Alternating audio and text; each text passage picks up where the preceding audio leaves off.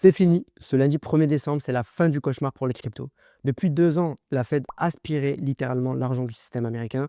C'est ce qu'on appelle le QT, resserrement monétaire. Et c'est exactement pour ça que tes altcoins sont restés au sol pendant que Bitcoin montait tout seul.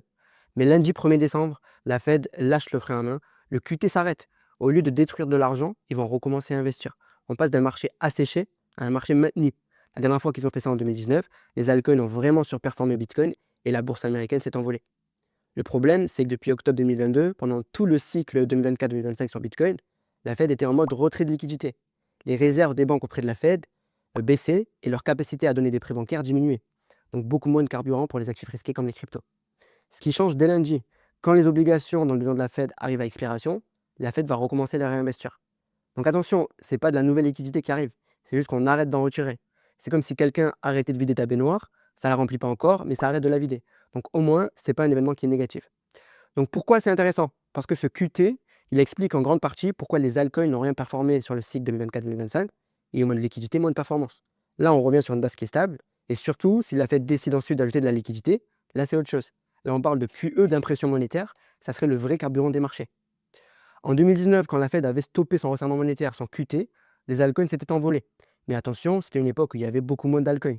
Aujourd'hui, c'est différent, il y en a beaucoup plus. Ça ne veut pas dire que rien va monter, ça veut juste dire qu'il faut choisir les bons projets.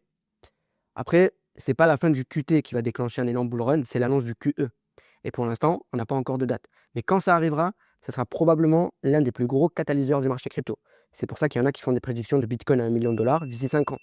C'est justement par rapport au QE. Donc la fin du QT ne garantit pas un pump immédiat, mais ça enlève un frein et ça ouvre la porte à un QE qui, lui, peut complètement changer la trajectoire du marché. La résistance clé sur Bitcoin maintenant, parce que si Bitcoin est faible, de toute façon, il ne se passera rien, la résistance est de la 93 500 dollars. C'est le niveau du 31 décembre 2024. En gros, si on est en dessous de ce niveau, on est en négatif pour l'année 2025 pour Bitcoin. Si on est au-dessus, on est en positif. Donc c'est une résistance qui est vraiment difficile. Donc maintenant, je me dis que si on arrive à repasser cette résistance, on peut aller aux 100 000 dollars pour faire encore un pump de l'espoir. Si vraiment on n'arrive pas à repasser 93 500 dollars, on va descendre. On va retourner aux 80 000 dollars, voire beaucoup plus bas. Mais pour moi, maintenant, ça va être très compliqué d'aller faire des records historiques sur Bitcoin sans gros catalyseur macro. Donc cette semaine, c'est la clôture mensuelle qui est encore plus importante pour Bitcoin que la clôture de fin de semaine, qu'on n'arrive pas à tenir de toute façon depuis 2 semaines. Le support à tenir en fin de mois, il est autour des 102 000 dollars. Mais vu qu'on est à 91 000 dollars avec les prix actuels, on est vraiment en dessous et donc ça sent mauvais. Donc je pense que si on termine en dessous de cette clôture mensuelle sur Bitcoin, il va vraiment falloir accepter que le cycle est terminé. Je te recommande toujours de rester prudent et de rester bien informé en rejoignant mon groupe Telegram où je te partage toutes les infos crypto chaque jour en temps réel. On est plus de 10 800 personnes. Si tu veux rejoindre, le lien se trouve dans ma bio, c'est 100% gratuit et je te dis à bientôt.